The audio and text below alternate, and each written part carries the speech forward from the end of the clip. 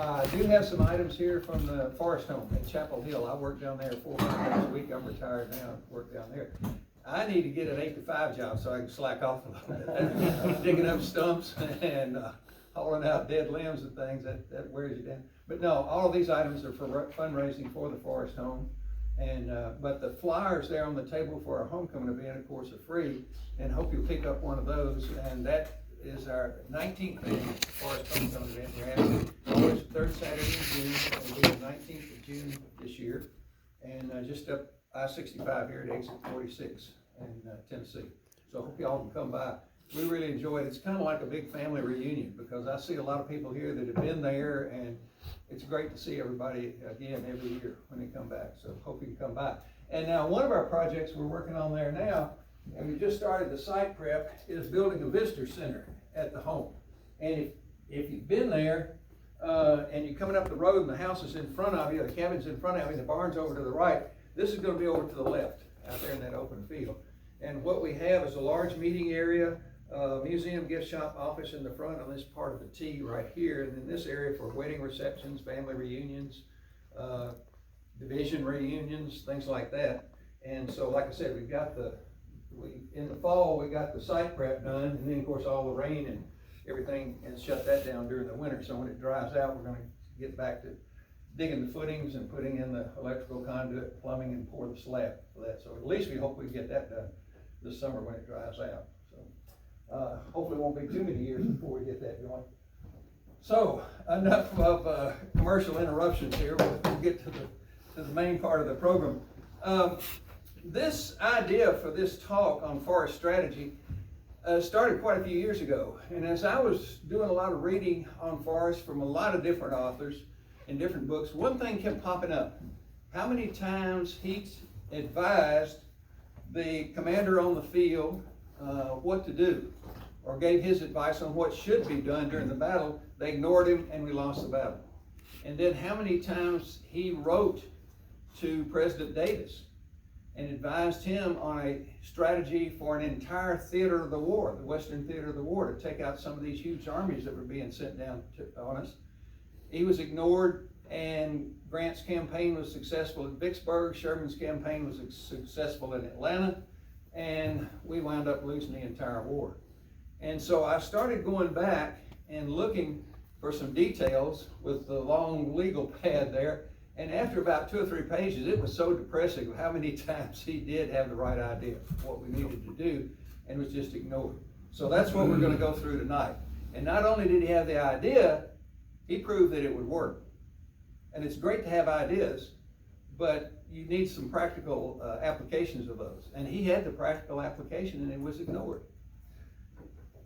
As Southerners despair to see more and more of our once beautiful Southland overrun by illegals from alien locations such as Mexico, Central America, Middle East terrorist countries, far western terrorist states like California, and carpetbaggers from the axis of evil empire to the north, we lament and ask ourselves, what would have happened to us had we won our war for Southern independence in 1861-65? Well, it didn't happen.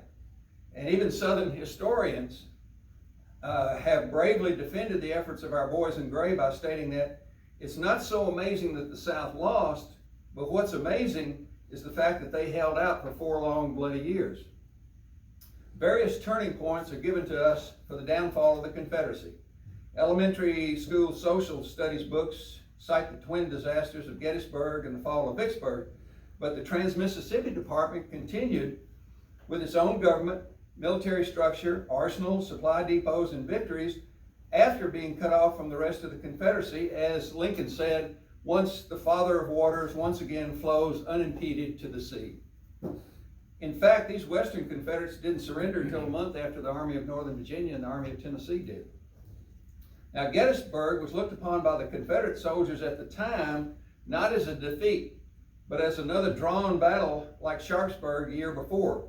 And don't forget, the U.S. Army was so badly mauled by Lee and the Army of Northern Virginia that General Meade gladly allowed the Confederates to slip back across the Potomac with thousands of head of cattle, hogs, horses, mules, and wagon loads of grain and food supplies to see the Army through the summer and well into the fall. In fact, the U.S. Army declined to launch an offensive campaign against the defeated Confederates until May of the next year. That was 10 months.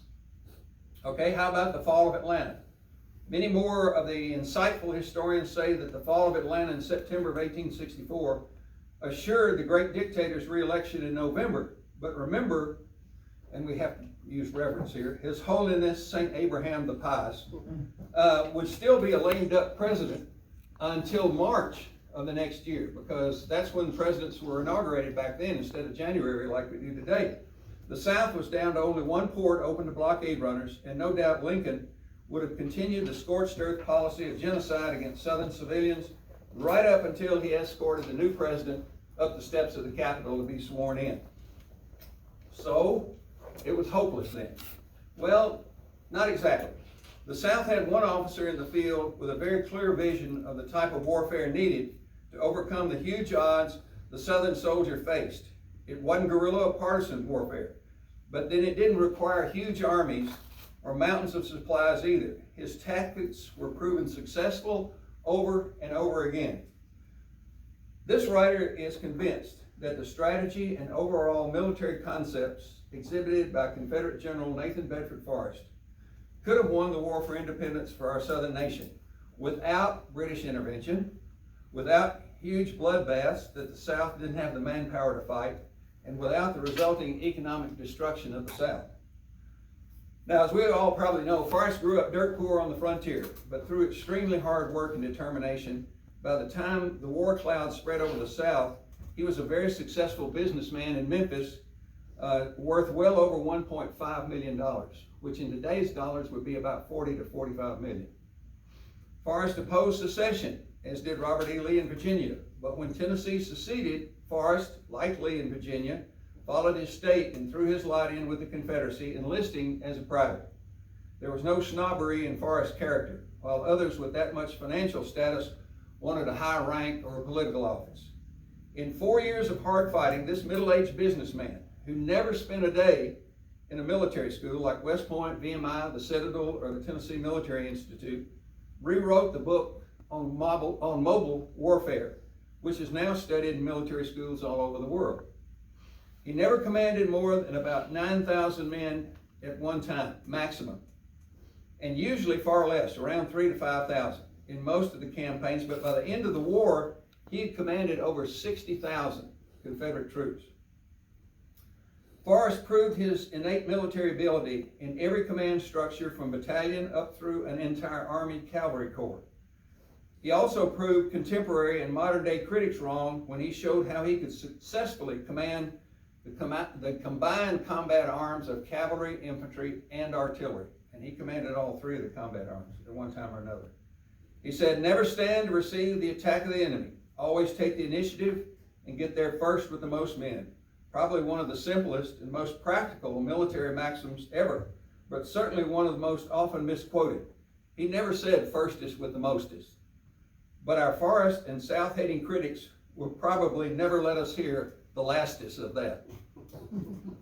Now that all looks great in theory, but where did this unknown lieutenant colonel, and he was promoted from private to lieutenant colonel at the request of Governor Ison G. Harris of Tennessee.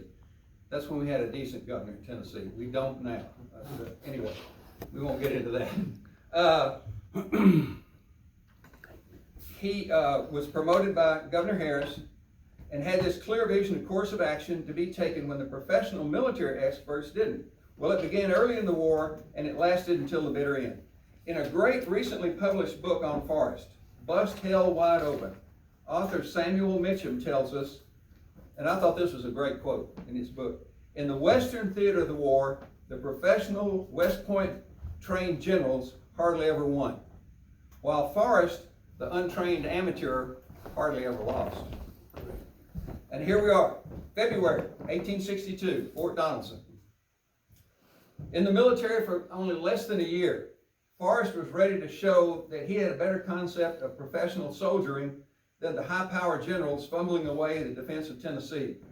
Lieutenant Colonel Forrest and his small cavalry battalion delayed and harassed Grant's overland route from the fallen Fort Henry on the Tennessee River over the land between the rivers to Fort Donelson at Dover on the Cumberland River. Rather than being trapped in the fort, the Confederates decide to break out. On the morning of February 14th, Forrest leads the surprise attack, capturing artillery and prisoners while bending Grant's lines back into a sharp V. Now the Confederates have a second option besides escaping down the river road to Clarksville and Nashville. And the second option is throw everything they have into the attack, drive Grant's army off the bluff and into the Cumberland River. That's Forrest's choice. But the West Point and political generals came up with a third option: turn around, march back into the fort, and surrender to a badly mauled U.S. Army, and Forrest refused to surrender.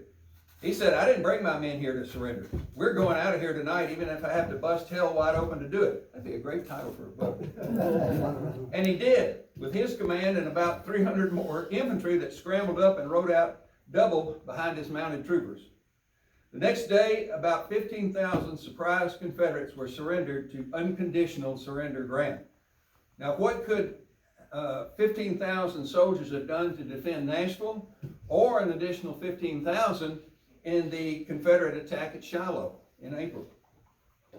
Next point, Shiloh, April 1862. Again, Forrest's cavalry is on the Confederate flank, again capturing artillery, prisoners, and supplies. Forrest and his scouts creep along the riverbank behind U.S. lines to Pittsburgh Landing and see General Buell's federal reinforcements being ferried across the river. He warns the Confederate High Command. His warning is ignored, and the next day the outnumbered Confederates are driven from the field. July 1862, Murfreesboro. U.S. General Buell marches toward the vital east-west railroad junction at Chattanooga.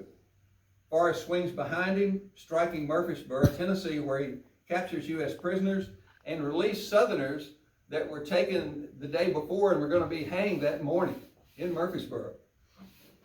He tears up track, telegraph lines, burns bridges, and with his supply line cut, Buell calls off his Chattanooga campaign and returns to Nashville.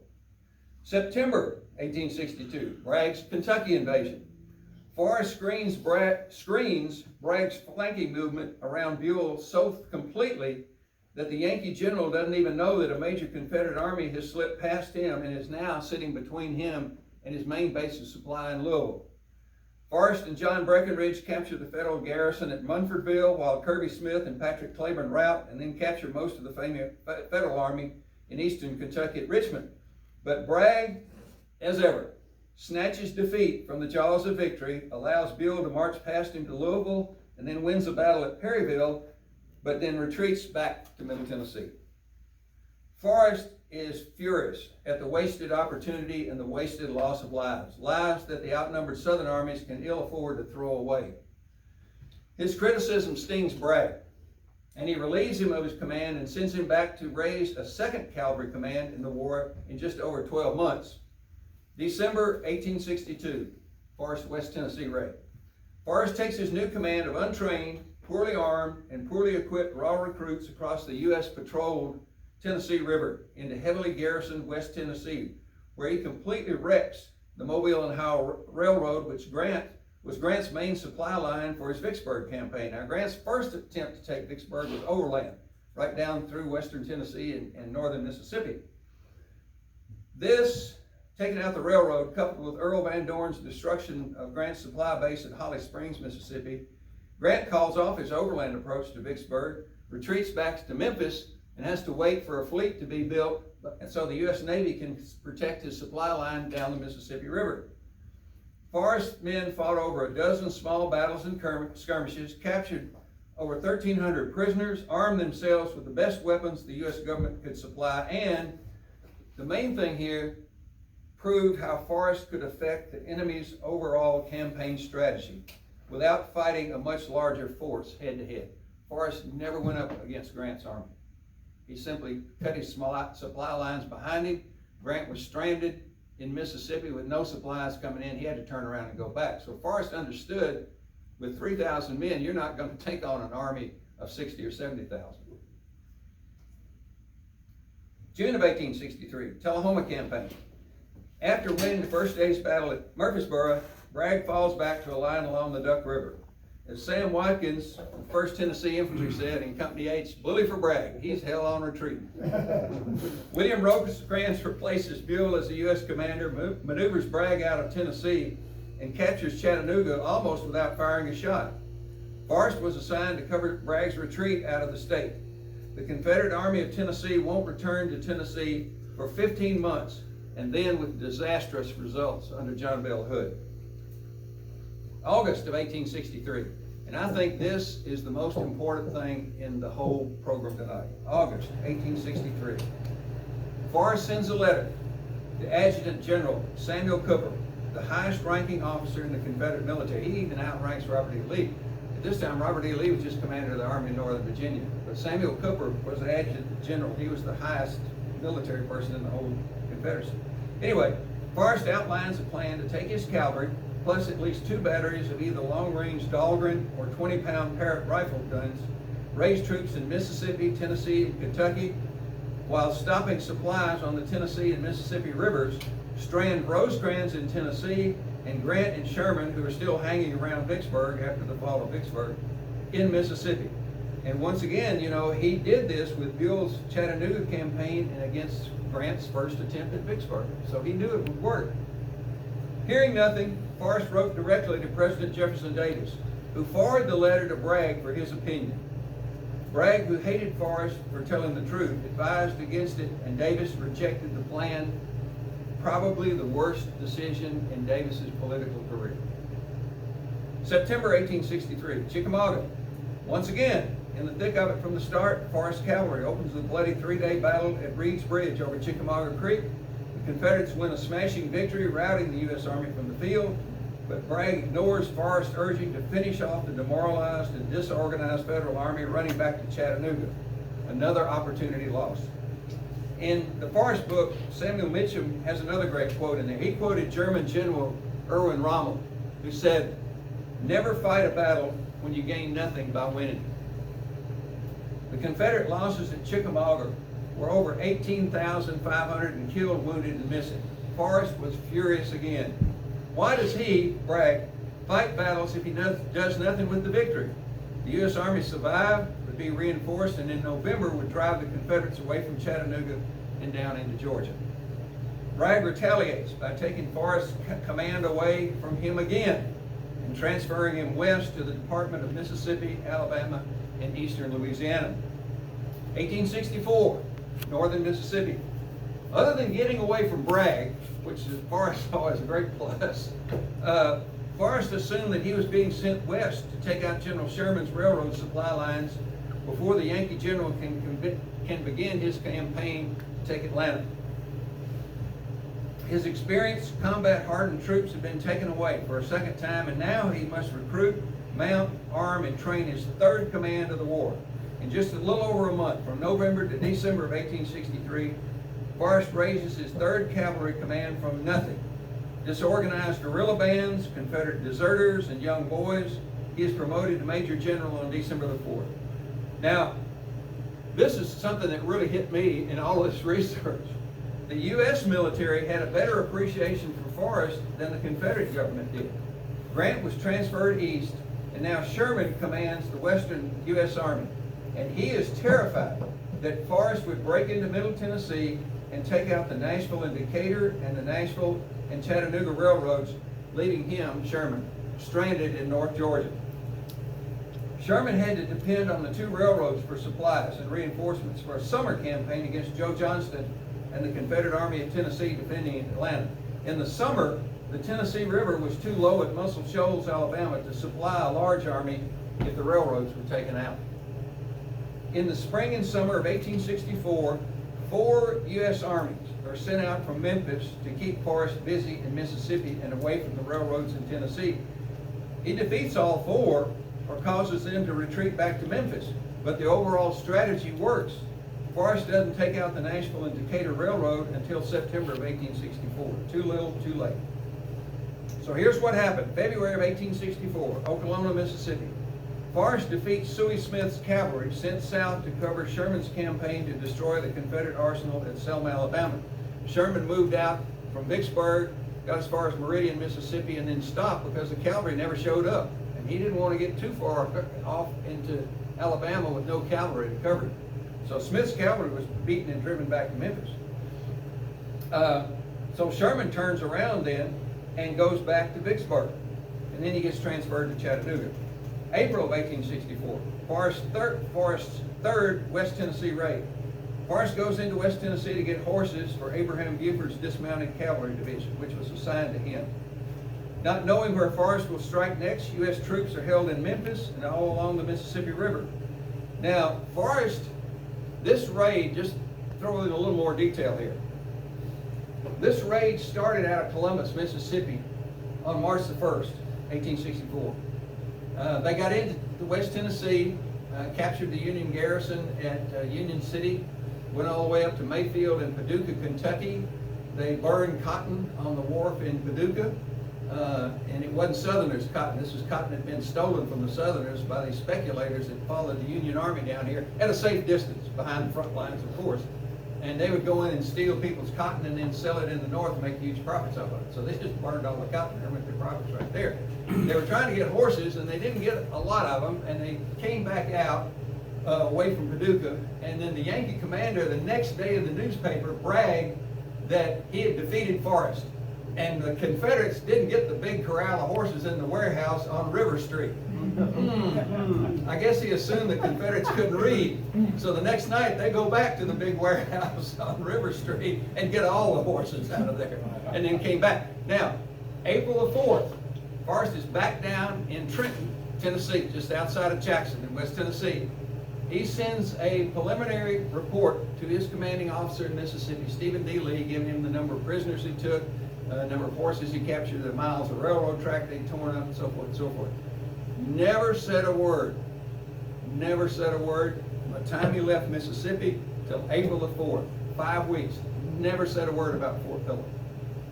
So what changed his mind? On April the 6th, 2 days later, he sends a supplementary order, says, we will attend to Fort Pillow. So what changed his mind? The civilians in West Tennessee. They asked him to do something about Fort Pillow. It was manned by black recruits that they had been taken off of plantations or run away from plantations, and white Tennessee Unionists. A lot of them were deserters from the Confederate Army. They were using Fort Pillow as their camp or headquarters to run out from under the U.S. flag at Fort Pillow and rob the civilians in West Tennessee, attack the civilians, especially the women. And it was mainly the women that asked him to do something about this bunch at Fort Pillow. One of the worst officers that you never hear about on CNN was Fielding Hurst. And he sent out an order that any Confederates caught in West Tennessee would be shot on sight.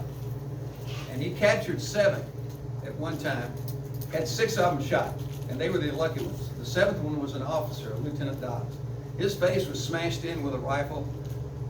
Any ladies here? His private parts were cut off, and his throat was slit from ear to ear, and they left him out in the field to bleed out. Now that's the type of people Forrest was going after at Fort Pillow. And they say he ordered a massacre of Fort Pillow. Don't think so. Everybody here in the room knows how thorough Forrest was. If he ordered a massacre, there wouldn't have been one single one of them taken out of there alive. He gave them a chance to surrender, and they refused it. And when they went over the wall, they killed 226, but 201 were taken out as prisoners, and 130 were too seriously wounded to be moved. They were left that night with the U.S. medical staff, and then Confederates came back the next morning and helped load them on a steamboat, the Silver Cloud, if anybody asked what the name of the boat was. So that wasn't a massacre. But the fake news media, fake news is not a recent phenomenon. It's been going on for a long time.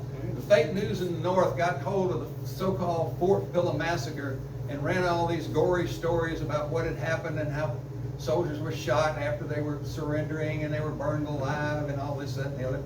And it gets more ridiculous every year. I've gone to these hearings that the Capitol Commission and the Historical Commission has held in Nashville for about the last 3 or 4 years. And the same nonsense comes up every year. Forrest started the Ku Klux Klan. Forrest ordered the massacre at Fort Pillow. And you explain, no, this is what happened, this is what happened. Look at the news that night and they had the same garbage every time. And you go back the next year and it's the same thing. The BLM, Black Lives Don't Matter to Other Blacks, or whatever that thing is. They come up with the same nonsense every year, and that's all you hear. So that was the propaganda that was spread through the North back then to boost recruiting, and it's the same thing that goes on today. Well, we got a little bit off the subject, but I thought you might want to know what actually happened there. April 1864, Forrest gets back to Mississippi and sent a letter to President Davis proposing to hit Sherman's 2 railroad supply lines in Tennessee. Of course, Forrest didn't have enough men to confront Sherman's army of over 100,000, but he knew how to stop a much larger force, cut off the supply of food, ammunition, medical supplies, and forage for their livestock. It had worked before against Buell, against Grant, against Rosecrans, and against Sherman. Why wouldn't it work again? After the disaster at Chattanooga, Bragg had been kicked upstairs as military advisor to the president. Davis refers Forrest's letter to his senior military advisor, Braxton Bragg, who turned it down. Once again, the enemy's government sees Forrest's ability while his own people ignore the best possible plan of action. June of 1864, Bryce's Crossroads. This is called the perfect battle. With only 3,800 men, Forrest routs the Federal army of over 8,000, captures 20 of their 22 pieces of artillery and all 250 of their wagons that were sent out to rob the people in northern Mississippi. This battle still is studied in military schools all over the world today. July 1864, Harrisburg. Under the command of Stephen D. Lee, the Confederates suffer heavy losses in a poorly executed attack, but the Yankees panic and retreat back to Memphis. August 1864, Memphis raid. Facing a much larger army this time, Forrest swings around behind them and launches a surprise raid right into downtown Memphis. In fact, his brother rode his horse right into the lobby of the Gayosa Hotel, looking for the Yankee generals that were there. General Smith's invading army has to turn back to Memphis to protect the armchair generals that are hiding out there. September 8, 1864, North Alabama. Forrest is finally turned loose on Sherman's railroad lines, but it's too little and too late to stop the campaign for Atlanta. November 1864, Johnsonville. Forrest destroys the U.S. supply depot at Johnsonville that the Yankee military governor of Tennessee, Andrew Johnson, named after himself. Showing his ability with artillery, Forrest secretly places his artillery on the high elevation on the west bank of the Tennessee River, firing down on Johnsonville on the east side of the river. He never crossed the river. He took out their whole supply depot, gunboats, barges, and steamboats from the west side of the river and never crossed over. Estimates between $6 and $7 million went up in smoke, federal supplies. November and December 1864, Hood's Tennessee campaign. Ordered to cover John Bell Hood's attempt to capture Nashville, Forrest spreads his cavalry out in front of the Army of Tennessee coming home. In clashes with James Wilson's U.S. cavalry, Forrest gives the Federals a severe beating on almost a daily basis, from down almost at the Alabama state line all the way to Nashville. General John Schofield was sent south out of Nashville by General George Thomas to slow the Confederate advance. Forrest nearly catches Schofield at Columbia and does have him trapped at Spring Hill, but must fall back when his ammunition runs out. A confused General Hood allows the Federal Army to literally tiptoe past the Confederates on the night of November 29th. Another opportunity lost. Against the advice of all of his officers, Hood decides to attack the entrenched Federal Army at Franklin. Forrest offers to swing around behind the Yanks and come in at Hollow Tree Gap. Now, Forrest told him, you give me one division of infantry plus their artillery, and this time we'll go swing around behind them and put the cork in the bottle. Now, Forrest had operated in this part of Middle Tennessee all through 1863, the winter and spring of 1863. So he knew the ground there. In fact, Forrest was the only officer in the Confederate Army that had been in this area before. So he knew everything about the territory there, the roads, the little small farm trails. He knew how to get behind the Federals. Wouldn't listen to him.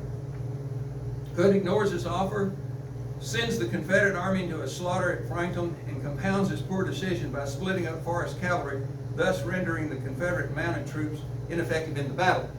And one thing we want to point out here, when Forrest had all three of his divisions, Chalmers, Buford, and Red Johnson with him, he beat Wilson's cavalry, like I said, almost every day from the Alabama state line all the way to Franklin. When he gets to Franklin, Hood takes over the command of the cavalry and splits it up. He sends 2 divisions, Buford and Jackson, off to the right or to the east to try to get across the Harpeth River and get in behind the Federals at Franklin, and have them trapped on. They were on the south side of the Harpeth River. It was swollen by rains. They only had one way to get out of Franklin. Confederate partisans had burned the highway bridge the night before, and Schofield was stuck there till he could tear down enough buildings in Franklin to lay planks across the railroad bridge to get his horses to take the artillery and the wagons out, because horses are not going to walk over something they can see through. So the Federals were trapped there, and Forrest was trying to get behind them. And so Hood splits up Forrest's command. 2 divisions over here on the right flank, sends Chalmers' cavalry division way over here on the left flank, where they did basically nothing during the whole battle. What would have happened if Forrest had all 3 of his divisions coming across the Harpeth River? He got across, but just didn't have enough men to push Wilson's cavalry out of the way. So what if he had gotten across and got behind Schofield at Franklin? Who knows? Anyway, another poor decision. In another poor decision, December of 1864. Well, I got so many poor decisions here by Hood, it's hard to kind of keep up which one you're talking about next. So anyway, December 1864, Nashville. Moving up the road to Nashville, Forrest places his artillery under Major D.C. Kelly on the Cumberland River west of Nashville. From December the 2nd until the opening shots of the Battle of Nashville are fired on December 15th, Kelly fights 19 different battles on the river, but no Yankee ship reached Nashville during that 2-week time. And he even battered a gunboat to pieces, and they floated off down the river away from Nashville. In another poor decision, here we are back here, another poor decision, Hood sends his best fighting officer on the field away to Murfreesboro to capture the U.S. supply base there. But not knowing that Forrest isn't out there on those frozen hills south of Nashville, Union Commander George Thomas has to plead and threaten his own cavalry commander, James Wilson, who delays for 2 weeks before venturing out from behind the forts and earthworks surrounding Nashville. He knew Forrest, he thought Forrest was out there, and he'd been beaten so badly by Forrest, he didn't want to get out there and tangle with him again. When the battle is finally fought, Thomas destroys Hood's army before Nashville, and the Confederates begin a miserable retreat in cold rain mixed with snow and nightly sub-freezing temperatures. Hearing of Hood's loss at Franklin on the 15th, Forrest cut across country and takes over the rear guard duties at Columbia. Under Forrest, the rear guard, like Napoleon's old guard at Waterloo, saves the barefoot, starving remnants of the once powerful Army of Tennessee. And here's another thing Forrest did. 2 things that he really came up with and modernized warfare in this point. They say that they talk about Bryce's Crossroads being the perfect battle. They also say that was the first tank battle in military history. And you go, wait a minute, Andrews, you got it all screwed up. Tanks didn't come along until World War I. But here's what they did. The Rice's artillery battery and John Morton's artillery battery, those gunners would pick up the trail of those cannons and push them and roll them forward. They hand rolled those guns over 3 miles that day. Not all at one time, but 50 yards, 100 yards, 50 yards. They'd double load them with canister and literally blast holes right through the Federal lines, and then the dismounted cavalry troopers would come in right behind them. And basically that's what a tank does. A tank is just a piece of artillery mounted on tracks, and it goes clanking along, blows a hole in the enemy lines, and then the infantry comes in behind it. First modern tank battle. Now what he did on this was mechanized infantry. They said that after the Battle of Nashville, you could follow Hood's army by the bloody footprints in the snow. They'd been marching and fighting for so long. When they came out of Georgia, across northern Alabama, across the river at Florence, and then into Tennessee, so many of the soldiers had their shoes just worn out. And Sam Watkins talked about a lot of them would cut the sleeves out of the jackets and wrap them around their feet for homemade moccasins or shoes or whatever you want to call it, some kind of protection. And then they would be marching along, covering up like this to try to keep their shoulders and hands, arms from freezing. But these boys were barefoot in the infantry division that he was assigned to go along with his cavalry. So what he did, he took the empty wagons, put the infantry in the wagons, and let them ride down the road. They'd pick out an ambush site or a defensive position on a hill where the Federals had to ford the creek. He would unload the infantry. All they had to do was walk about 15 yards either side of the road and set up their defensive position. He'd put his cavalry out on the flanks, and here come the Yankees under Wilson again, prancing up the road, walk right into the ambush of this defensive position. The infantry would open fire on them.